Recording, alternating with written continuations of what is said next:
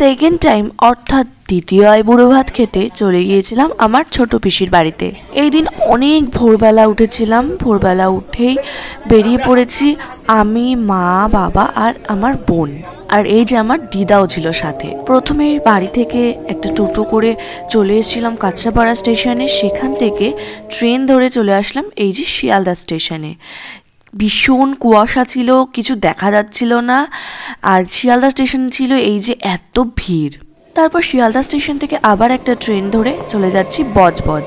তারপর দুটো ট্রেন পাল্টে আমরা পৌঁছে গেলাম অবশেষে কোমাটা মারু বজবজ স্টেশনে। এবার এই স্টেশন থেকে বেরিয়ে আমরা একটা অটো করে চলে যাব ফেরিঘাট। তারপরে ফেরিতে করে মানে নৌকোয় করে গঙ্গা পার হয়ে তারপরে পিসিবাড়ি যেতে হবে। প্রায় 3 ঘন্টা লাগে পিসিবাড়ি যেতে। তারপর অটো থেকে নেমে অনেকটা হেঁটে তারপরে আসতে হয় এই ফেরিঘাটে। চলে এসেছি ফেরিঘাটে। নৌকোর ঘাট থেকে এই নৌকোতে উঠবো এখন। নৌকোতে উঠে দেন নৌকো ছাড়বে, লোকজন ভরবে আর কি নৌকোতে। ভরার পর তারপরে নৌকোটা ছাড়বে। অটো থেকে নেমে যেহেতু অনেকটা হেঁটে এখানে আসতে হয়, তো দিদার পক্ষে সেটা সম্ভব নয়। তারপরে এইভাবে এখানে নৌকোতে ওঠা সেটাও দিদার জন্য সম্ভব নয়। তাই আমরা কিন্তু দিদাকে পিসি বাড়িতে আনিনি। দিদা গেছে মামা বাড়িতে সন্তোষপুর স্টেশনে। ওখানে মামা দাঁড়িয়েছিল, মামার কাছে দিদাকে নামিয়ে দিয়েছি।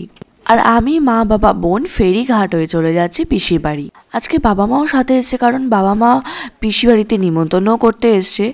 তাই সাথে আমিও চলে এসেছি। পিসি আমাকেও ডাকলো, কারণ অনেকটা ব্যস্ততার মধ্যে এতটা দূর পিসি বাড়ি সহজে তো সবসময় আসা হয় না।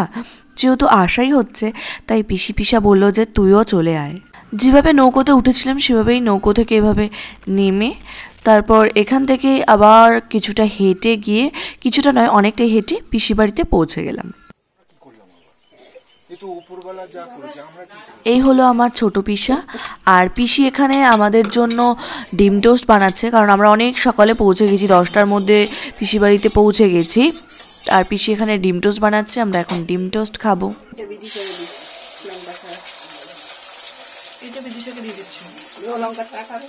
আমারটা লঙ্কা ছড়া আর ওটুকু বেছে খেয়ে নেবে, অসুবিধা নেই। আমারটা লঙ্কা ছাড়া করো, বেশি ভাজবে আমারটা। আমার এই মাথাগুলো বাদ দিয়ে দাও না।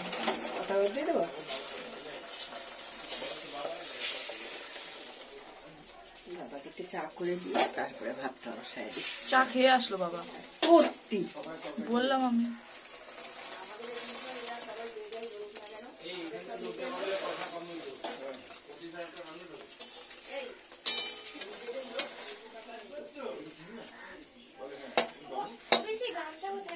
গামছা ভাঁজ করা একটা আছে এই কোণায় দেখ দড়িতে।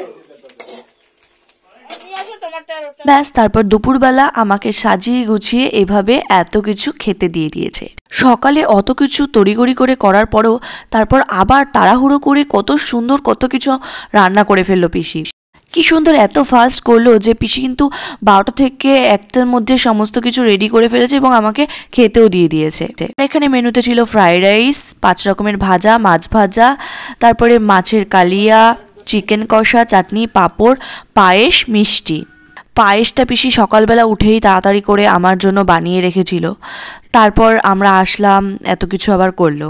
তারপর সাথে ভাগ্যিস বোন ছিল বলে ও আমাকে ভিডিওগুলো করে দিল। আমি খেতে বসার পর ছবিও তুলে দিল।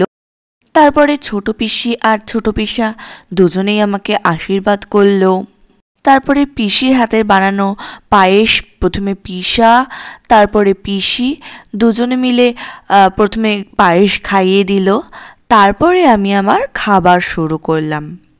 প্রত্যেকটা মানুষ এত ভালোবেসে এত কিছু আয়োজন করছে, তো এই যে ভালোবাসা তারপরে তাদের আশীর্বাদগুলোর পর আর সত্যি কিছু প্রয়োজন হয় না। কিন্তু তারপরও জানি না, হয়তো নিয়ম বা কিছু কি না জানি না, সবাই মানে গিফট কেন দেয় আমি জানি না। তো পিসিও দিয়েছে। এত ভালোবাসার পরও গিফটের কোনো প্রয়োজন পড়ে না, তারপরেও তারা ভালোবেসে গিফট যখন দিচ্ছে সেটা আমি মানে ফিরিয়ে দিই কীভাবে। আগে যখন পিসি বাড়িতে আসতাম তখনও কিন্তু পিসি আমাকে এরকম ফ্রাইড রাইস রান্না করে খাওয়াতো। কয়েক বছর আগে এসেছিলাম পিসি বাড়িতে, তারপরে এই আসলাম। আর বাবা মা তো অনেক বছর পরে আসলো, আসাই হয় না। আমি খেয়ে দিয়ে ওঠার পর বাবা মা পিসি পিসা বোন সবাই খেয়ে নিল বসে। তারপর তাড়াতাড়ি করে খেয়ে নিয়ে কিছুক্ষণ বসে আমরা আবার বেরিয়ে গিয়েছি, কারণ বাবা মা যেহেতু নিমন্ত্রণ করতে বেরিয়েছে, তো বাবা মা পিসি পিসের বাড়ি খেয়ে দিয়ে সেখান থেকে বেরিয়ে যাবে মামা বাড়িতে, আর আমিও যাব মামা বাড়িতে। তো আমরা একসাথে দু জায়গায় যাব, সেই উদ্দেশ্যেই বেরিয়ে পড়েছি। তো এখন বাজে 3টে, দুপুরবেলা খেয়ে দিয়ে উঠে আমরা বেরিয়ে পড়েছি এবং আবার সেই ফেরিঘাটে চলে এসেছি এবং নৌকোয় উঠে বসে পড়েছি। নৌকোয় এখন লোক উঠছে, সমস্ত লোকজন উঠে মানে নৌকো ভরে গেলে তারপরে এই নৌকোটা ছাড়লো। এখন গঙ্গা পার হয়ে আমরা আবার ওই পারে যাচ্ছি, আর পিসি আমাদের গঙ্গার পার পর্যন্ত এগিয়ে দিয়ে গেল, নৌকো পর্যন্ত নৌকোয় তুলে দিয়ে গেল। তারপর নৌকো থেকে নেমে আমরা চলে এসেছিলাম আবার অটো স্ট্যান্ডে হেঁটে হেঁটে। দেন অটো স্ট্যান্ডে এসে আমরা আর অটো করে স্টেশন যাইনি, স্টেশন থেকে মানে স্টেশনে গিয়ে ট্রেনে করে আমাদের আবার সন্তোষপুর স্টেশন গিয়ে আবার ওখান থেকে অটো করে মামাবাড়ি যেতে হতো। তো আমরা সেটা না করে আমরা কি করলাম যে ওখান থেকে ডাইরেক্ট অটো দেখলাম যে মামাবাড়ি অবধি যায়, একটু বেশি সময় লাগে, যাই হোক আবার ট্রেন না পাল্টে আমরা ডাইরেক্ট একটা অটো করেই একদম মামাবাড়ির কাছে চলে এলাম। মামাবাড়িতে এসে বোনরা মিলে সন্ধ্যেবেলা আমরা একটু বেরিয়েছিলাম। যেতে যেতে এখানে পুকুরে শাপলা ফুল দেখলাম ফুটে রয়েছে, কি ভালো লাগছে। মানে শহর এলাকায় মানে চারিপাশে এরকম বড় বড় বিল্ডিং, লাইট জ্বলছে, তার মাঝখানে একটা এরকম পুকুর আর পুকুরে শাপলা ফুল ফুটে রয়েছে, এরকমটা কিন্তু খুব কমই দেখা যায়। ভীষণ ভালো লাগছিল, সেটা আমি ক্যামেরাবন্দি না করে কিন্তু পারলাম না। মামাবাড়ি আস্তে আস্তে যেহেতু বিকেল হয়ে গিয়েছিল আর বাবা মা যেহেতু অনেকদিন পরেই মামাবাড়িতে আসলো, তাই বাবা মা নিমন্ত্রণ সেরে আজকে আর ফিরবে না, কালকে সকালে ফিরে যাবে আর আমি থেকে যাব, কারণ দিদার একটা কাজ রয়েছে আর মামি আমাকে আইব্রো ভাত খাওয়াবে কালকে। তো সেই কারণে আমি থেকে গিয়ে 2 দিন পর আমি দিদাকে নিয়ে বাড়ি ফিরবো আর বাবা মা কালকে সকালে ফিরে যাবে। পুকুরের ওই পাড়টায় ওই বিল্ডিংটা হচ্ছে একটা বিশাল বড় হসপিটাল, নতুন হয়েছে। তারপর বোনদের নিয়ে হাঁটতে হাঁটতে চলে আসলাম এই রেস্টুরেন্টটায়, নতুন হয়েছে এখানে মামাবাড়ির কাছেই এই রেস্টুরেন্টটা। তো বোনরা বললো যে এই রেস্টুরেন্টটা নতুন হয়েছে, চল যাই। তো ওদেরকে নিয়ে চলে আসলাম এখানে। আমরা 4 জনে মিলে এসেছি, 4 জন মিলে একটু কিছু খাবো দাবো।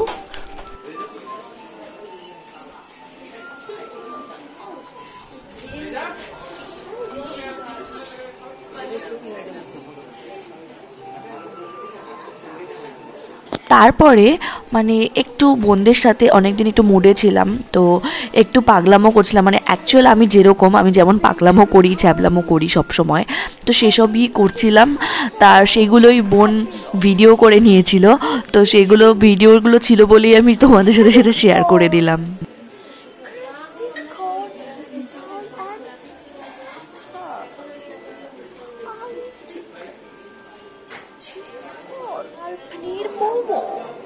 Chili paneer, paneer tikka, stuffed tandoori aloo, baked cheese malai paneer.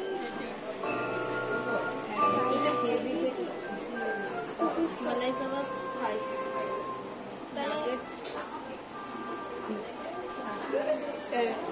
malai kebab দেয়ার nuggets 4 piece আছে নাকি বল বল বল। এই যে হাই করো।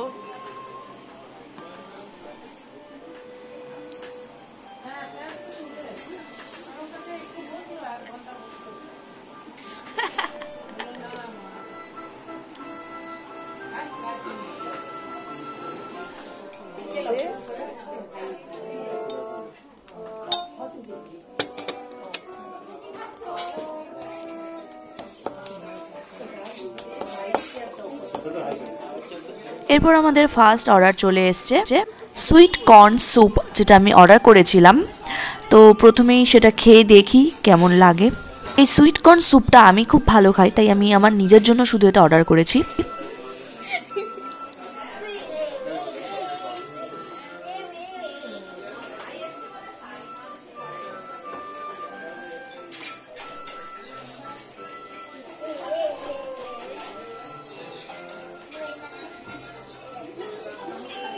কেমন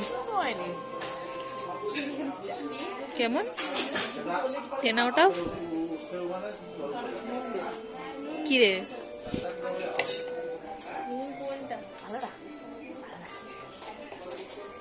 এরপর আমাদের সেকেন্ড অর্ডার চলে এসছে মালাই চিকেন কাবাব। এটাও আমরা সবাই মিলে শেয়ার করে খাবো। সবাই মিলে বলতে আমরা এই 4 জনে মিলে এটা শেয়ার করে খাবো। স্যুপটা আমার নর্মালি যেরকম হয় সেরকম লাগেনি, মোটেই অতটা ভালো লাগেনি। তবে এই মালাই কাবাবের টেস্ট কিন্তু অসাধারণ ছিল, ভীষণ ভালো লেগেছে। আমাদের 4 জনেরই এই মালাই কাবাবটা খুব ভালো লেগেছে। আর এই মালাই কাবাবের সাথে আমরা আরও অর্ডার করেছিলাম নুডলস। যে খাবে না তাকে জোর করিস। বড় হয়ে যাচ্ছে না ভিডিওটা? তারপরে আমাদের নুডলসও চলে এসছে, আর আমরা এখানে 2 প্লেট নুডলস অর্ডার করেছিলাম, যেটা কিনা আমরা 4 জনে শেয়ার করে খেয়েছি। আর নুডলসের টেস্টটাও কিন্তু আমার খুব ভালো লেগেছে, আমাদের প্রত্যেকেরই খুব ভালো লেগেছে। আজকে কিন্তু আমরা যা যা খেয়েছি সব কিছুই অল্প অল্প সবাই মিলে খেয়েছি, পেট ভরে খাইনি, কারণ বাড়িতেও রান্না হয়েছে, আবার আমাদের বাড়িতে গিয়েও সেগুলো খেতে হবে। এদিকে বাই বাই বাই, আমরা চলে যাচ্ছি, আমরা চলে যাচ্ছি। ব্যাস, তারপরে খাওয়া দাওয়া সেরে আমরা একই পথ দিয়ে হেঁটে হেঁটে আবার মামাবাড়ি ফিরে যাচ্ছি। তাহলে আজকের ভিডিওটা এখানেই শেষ করছি। দেখা হচ্ছে পরের ভিডিওতে, পরবর্তী ব্লগ নিয়ে এবং আমার পরবর্তী আইব্রো ভাতের ভিডিও নিয়ে। সাথে থাকুন, দেখতে থাকুন। আর কেমন লাগলো লাইক, কমেন্ট, শেয়ার, সাবস্ক্রাইব করে অবশ্যই জানাবেন। Thank you for watching.